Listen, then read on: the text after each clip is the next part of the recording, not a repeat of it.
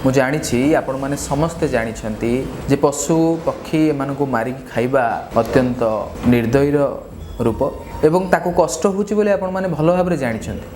କିନ୍ତୁ ଆପଣମାନେ ଆମିଷ ମନ ଭିତରେ ଚିନ୍ତା କରୁଥିବେ ନାହିଁ ଆମିଷ ଛାଡ଼ିଦେଲେ ଭଲ ସେ ପାପ ନେବିନି, ତଥାପି ଆପଣ ଆମିଷ ଖାଉଛନ୍ତି, ଆମିଷ ପ୍ରତି ଦୁର୍ବଳତା ରହୁଛି। ଏଇ ଭୁଲ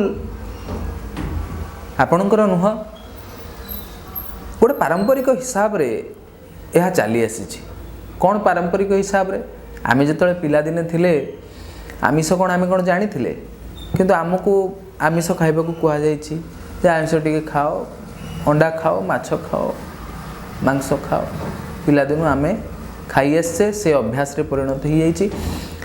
ଏବଂ ଅନ୍ୟ ଆମ ବାପା ମା, ଆମ ଜେଜେବାପା ଜେଜେମା ଏମାନେ ଯେତେବେଳେ ସମସ୍ତେ ଖାଇ ଆସିଛନ୍ତି, ଯେଉଁ ପିଢ଼ିରୁ ଖାଇ ଆସିଛନ୍ତି ସେମାନେ ଜାଣିନାହାନ୍ତି ଯେ ଆମିଷ ଗୋଟେ ଖାଲି ପାପ ପୁଣ୍ୟ, ସେଇଟା ଅନୁଭବ କରିପାରୁନାହାନ୍ତି। ଲୋକ ଭାଗବତ ଗୀତାକୁ ଟିକେ ଅଧିକ ପଢ଼ିଲେ ତ ଜାଣିବେ। ତେଣୁ ସେ ପ୍ରତି ଆଗ୍ରହ ଟିକେ କମିଯାଉଛି ଲୋକଙ୍କ ପ୍ରତି, ଯେଉଁଥିପାଇଁ କି ଆଜି ପଶୁ ହତ୍ୟା, କୁକୁଡ଼ା ହେଉ, ସେ ଛେଳି ହେଉ, ଏମାନଙ୍କୁ ସବୁ ମାରି ଖାଉଛନ୍ତି। କିନ୍ତୁ ଆପଣଙ୍କ ମନ ଭିତରେ ମୁଁ ନିଶ୍ଚିତ ଭାବରେ ଜାଣିଛି ଇଚ୍ଛା ଥିବ ଯେ ଆମିଷ ନ ଖାଆନ୍ତି କି, ସେ ପାପରୁ ମୁକ୍ତି ପାଇପାରନ୍ତି କି।